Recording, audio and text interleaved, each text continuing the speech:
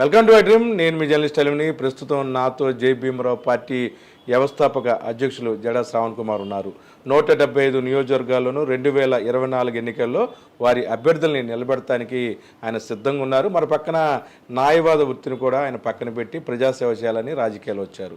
అయితే ఇప్పుడు అందరూ కూడాను హాట్ టాపిక్ ఏంటంటే ప్రస్తుతం ఆయన నారా లోకేష్ మంగళగిరి నియోజకవర్గంలో ఆయన పోటీ చేయనున్నారు. ఈ నేపథ్యంలో ఈ ప్రాధాన్యత ఏదైతే ఆయన పోటీ చేసే నియోజకవర్గం సంబంధించి ప్రాధాన్యత నేపథ్యంలో నారా లోకేష్ని ఎందుకు జడా శ్రావణ్ కుమార్ గారు టార్గెట్ చేశారు, గతంలో టీడీపీకి ఫేవర్గా శ్రావణ్ కుమార్ గారు ఉన్నారని చెప్పుకున్నాను గతంలో సోషల్ మీడియాలో హల్చల్ చేస్తూ వార్తలు వచ్చాయి. ప్రస్తుతం నాతో శ్రావణ్ కుమార్ గారు ఉన్నారు. మరిన్ని వివరాలు అడిగి తెలుసుకునే ప్రయత్నం చేద్దాం.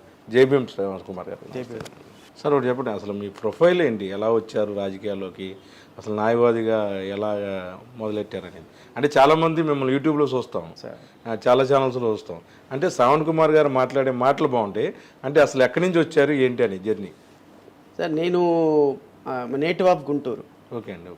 మా ఫాదర్ కారం, మీరు గుంటూరు కారం. అంటే కారం అంటే అంత ఘాటుగా ఉండే కారం కాదు, మిర్చి. అది మిర్చి. ఎందుకంటే నేను మా నాన్నగారు లైన్ ఇన్స్పెక్టర్గా ఏపీఎస్సిబి డిపార్ట్మెంట్లో వర్క్ చేశారు. మా మదర్ హౌస్ వైఫ్. ఇద్దరు సార్ పేరు, నాన్నగారి పేరు దాసు, జడా దాసు. సో మేము చాలా పేద కుటుంబంలో పుట్టాము. నాన్నగారు చిన్న ఎంప్లాయీగా వర్క్ స్టార్ట్ చేశారు. ఎంప్లాయీగా అవటం చేత మదర్ది ఫాదర్ది ఇద్దరిది కూడా, మా అమ్మమ్మ గారు చాలా పెద్ద చొక్కా అని, మా అమ్మమ్మ గారు వాళ్ళ ఎమ్మెల్యేగా మా మావయ్య గారు ఉండేవాళ్ళు, చొక్కా పీటర్పాల్ ఫ్రాన్సిస్. వీళ్ళు నేపథ్యం కొంచెం పొలిటికల్గా ఉన్నదే, కానీ గుంటూరులో డిఫరెంట్ జాబ్స్లో మా నాన్నగారు పనిచేయటం, తర్వాత పదందిపాడు, ప్రత్తిపాడు, తెనాలి, పొన్నూరు, ఇట్లా కొన్ని ఉద్యోగరీత్యా ఆయన తిరగాల్సిన పరిస్థితి ఉన్నప్పుడు 20 సంవత్సరాల పాటు ప్రత్తిపాడులోనే, గుంటూరు జిల్లా ప్రత్తిపాడులోనే నా పుట్టుక, నా పెరుగుదల, 10th క్లాస్ వరకు అక్కడే చదువుకున్నాను. సో మా నాన్నగారు ఉద్యోగరీత్యా వెళ్ళటం చేత ప్రత్తిపాడుతో బాగా అనుబంధం ఏర్పడింది. ప్రత్తిపాడులోనే ఇల్లు కూడా కట్టుకున్నాం. అది మా సొంత ప్లేస్ అదే అని అనిపిస్తుంది. తర్వాత డిగ్రీ ఏసీ కాలేజీలో చదివాను. ఏసీ కాలేజీలో చదివినప్పుడు ఉద్యమ భావాలు, ఏఎస్ఎఫ్ఐ డిస్ట్రిక్ట్ ప్రెసిడెంట్ అప్పట్లోనే చాలా ఉద్యమాలు చేసేవాళ్ళం. బట్ తర్వాత PG VRS and YR and MCom చేశాను. తర్వాత లాకి ఆంధ్ర యూనివర్సిటీ వెళ్ళి లా అయిపోయిన తర్వాత వైజాగ్లోనే ప్రాక్టీస్ స్టార్ట్ చేశాను. అయితే ఇన్ బిట్వీన్ న్యాయవాదిగా ఉంటూనే ఎందుకన్నా నాకు లీగల్ సైడ్ కొంచెం బాగా ఇంట్రెస్ట్ ఉండటం వల్ల న్యాయవాది అయ్యాను. న్యాయవాది అయిన 2004లో న్యాయవాది అయిన తర్వాత వితిన్ 3 yearsలోనే జడ్జిగా సెలెక్ట్ అయిపోయాను. ఫస్ట్ అటెంప్ట్లోనే 28 yearsకే న్యాయమూర్తిగా అతి చిన్న వయసులో సెలెక్ట్ అయినటువంటి వ్యక్తిని. సో న్యాయమూర్తిగా సెలెక్ట్ అయ్యి 10 సంవత్సరాలు వర్క్ చేసిన తర్వాత నాకు అనిపించింది ఏంటంటే వ్యవస్థలో న్యాయమూర్తిగా జ్యుడిషియరీతో అయ్యే పని కాదు. సో కొంచెం తెలివితేటలు ఎక్కువ అవటం వల్ల ఏమో సో జడ్జి పోస్ట్కి రిజైన్ చేసి ఒక మంచి పొలిటికల్ పార్టీ పెట్టి ఈ రాష్ట్రంలో ఏదో ఒక రోజుకి ఒక మంచి స్థానంలో, ఉన్నతమైన ముఖ్యమంత్రి స్థానంలో ఉండాలని అయితే నా కోరిక. దట్ ఈస్ వై ఇది క్లుప్తంగా నా నేపథ్యం. సరే, ఎలా ఉండబోతుంది మీ జర్నీ? అంటే ఇప్పుడు ఏదైతే డెసిషన్ తీసుకున్నారు మంగళగిరిలో పోటీ చేయాలని, నారా లోకేష్ మీద పోటీ అంటే అది సామాన్య విషయం కాదు. సుమారు నారా లోకేష్ బడ్జెట్ 100 నుంచి 150 కోట్లు ఉంటుందని బయట చెప్పుకుంటున్నారు. అటువంటి వ్యక్తులు మీరు ఎలా ఢీకొంటారు? అంటే ఇక్కడ ఏదో నారా లోకేష్ మంగళగిరిలో వేస్తున్నాడు కాబట్టి వేస్తున్నానని మాత్రం కాదు. ఎందుకంటే నేను నారా లోకేష్ని ఏదో పెద్ద గొప్ప నాయకుడనిగా నేనైతే కన్సిడర్ చేయటంలా. ఎందుకంటే Nara Lokesh was a made politician, was not make politician. Was not a natural politician, by Born politician కాదు. నాన్నగారు వారసత్వం. కొన్ని క్వాలిటీస్ ఉండాలి. పొలిటీషియన్ అంటే కొన్ని క్వాలిటీస్ ఉండాలి, న్యాచురల్గా కొన్ని క్వాలిటీస్ ఉండాలి. So he was made to be a politician. అందుకంటే అసలు కనీసం ఒకప్పుడు ఆయనకి స్పష్టంగా మాట్లాడటం రాదు, కొన్నిటికి అతను ఫిట్టే కాదు అసలు వాస్తవంగా మాట్లాడితే. అయితే వాళ్ళ నాన్న ఒక ముఖ్యమంత్రి కావటం, వాళ్ళ తాతయ్య ఒక ముఖ్యమంత్రి కావటం, ఒక రాజకీయ నేపథ్యం ఉన్న కుటుంబంలో పుట్టడం వల్ల ఆయనకున్న క్వాలిటీస్ అన్నిటిని కూడా షార్పెన్ చేసి తద్వారా ఆయన ఒక పొలిటీషియన్గా ప్రొజెక్ట్ చేయబడ్డాడు. ఆయన న్యాచురల్గా పొలిటీషియన్ కాదు నారా లోకేష్. సో అంటే వ్యక్తిగతంగా నేనైతే మాట్లాడటం లేదు, కానీ ఈవెన్ మినిస్టర్గా వర్క్ చేశాడు 4 years అతను. అవునండి. ఎమ్మెల్సీగా అయ్యి మినిస్టర్గా వర్క్ చేశాడు. ఈవెన్ మినిస్టర్ అయిన తర్వాత కూడా తనలో పొలిటీషియన్ క్వాలిటీస్ లేవు. సో అతను ప్రజా సమస్యలను అడ్రస్ చేసే విషయంలో కానీ స్పష్టత, ఒక సమస్య పట్ల స్పష్టత ఉండదు.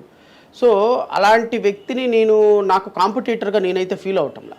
అంటే నేను ఎందుకు మంగళగిరి కాన్స్టిట్యున్సీని ఎంచుకున్నానంటే నేను తాడికొండలో కాన్స్టిట్యున్సీలో ఎస్సీ రిజర్వ్డ్ కాన్స్టిట్యున్సీలో పోటీ చేయాలని నేను అనుకున్నాను.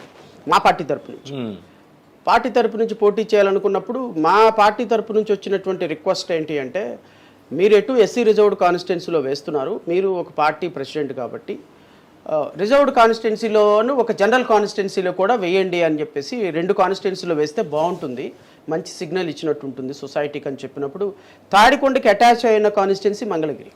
సో మంగళగిరిలో ఒకసారి ప్రచారం స్టార్ట్ చేసుకుంటే ఎండింగ్ తాడికొండలో ఉంటుంది. సో తాడికొండను మంగళగిరి 2 పక్కనే ఉంటాయి కాబట్టి మంగళగిరి ఎటు ఓపెన్ కాంపిటీషన్ కాబట్టి అది రిజర్వ్డ్ కాదు కాబట్టి సో తాడికొండ మంగళగిరి వేస్తే బాగుంటుంది అన్న రిక్వెస్ట్ తోటి నేను మంగళగిరి కూడా చూస్ చేసుకోవాల్సి వచ్చింది. సో నేను అనౌన్స్ చేసుకున్న చాలా రోజుల తర్వాత నారా లోకేష్ అనౌన్స్ చేసుకున్నాడు. అప్పటికే ఆయన గ్రౌండ్ వర్క్ చేస్తున్నాడుగా.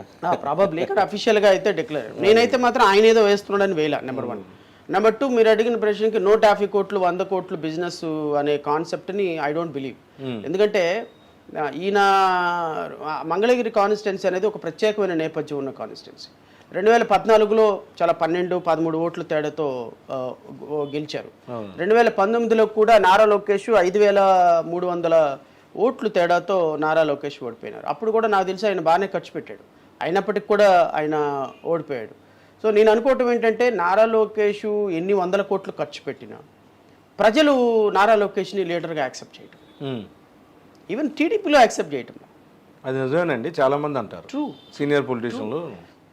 చంద్రబాబు నాయుడే యాక్సెప్ట్ చేయడు, ఎవరో కాదు, తన కొడుకు లీడర్ అని చంద్రబాబు నాయుడే యాక్సెప్ట్ చేయడు. ఎందుకంటే రియాలిటీ ఒకటి ఉంటుంది కదా అలీం గారు. అంటే యువగలం చేశారు, అవి చేశారు, ప్రజల్లో తిరిగాడు, అదేం ప్రభావం చూపించదు. యువగలం అంతా కూడా న్యాచురల్గా వచ్చిన జనాలు కాదు, లీడర్షిప్ ఏం లేదు. ఇప్పుడు యువగలం ఎందుకు చేశారు మీరు? నాయకుడిగా ఎదగటానికి చేశాడు. మరి ఇంతకుముందు మినిస్టర్గా చేసింది ఏంటి? అప్పుడు నాయకుడు కదా.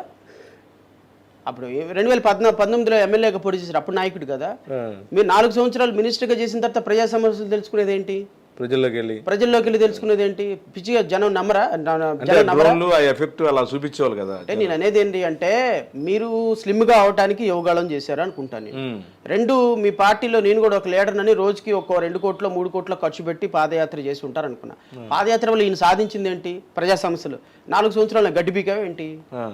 4 సంవత్సరాలు గడ్డి పీకావా? సో మినిస్టర్గా పనిచేసి ఏదో ఆయన ప్రస్థానం నిలబెట్టుకోవడానికి ఆయన ప్రజల్లోకి వచ్చి యువగళం అనే ఒక పెయిడ్ సభ పెట్టుకొని చేసుకోవటం వల్ల ప్రజలు నమ్మరు. నాకు తెలిసి నారా లోకేష్ మళ్ళీ మంగళగిరిలో ఓడిపోతాడు ఖచ్చితంగా సార్, 100% ఓడిపోతాడు. మంగళగిరిలో నారా లోకేష్ 100కి 200% ఓడిపోతాడు. నేను మంగళగిరిలో 100% టఫ్ ఫైట్ ఇవ్వగలుగుతాను. It is fight between my self and YSRC. So Nara Lokesh 100 కోట్లు ఖర్చు పెట్టినా ప్రజలందరూ ఖచ్చితంగా మా పార్టీని ఆదరిస్తారని నాకు నమ్మకం ఉంది.